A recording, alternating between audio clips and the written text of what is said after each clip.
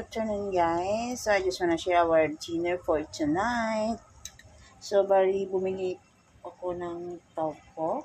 Tapos inutasan ko pa siya sa gitna at nag-toppings ako ng marinated minced pork. It's either minced pork or chicken.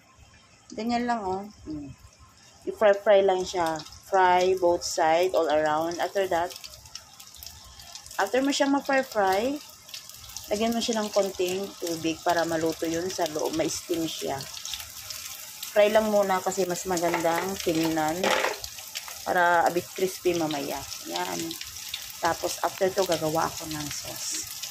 Ang sauce nito, ang sikreto ng sauce, para maging masarap. Kung gusto ng mga bata ay lagyan mo ng soy sauce. Ay hindi, konting soy sauce na tama. Tsaka oyster sauce at konting mayonnaise.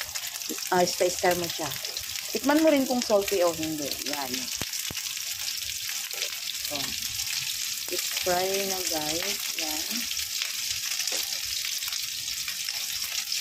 Tingnan mo lang para hindi masyadong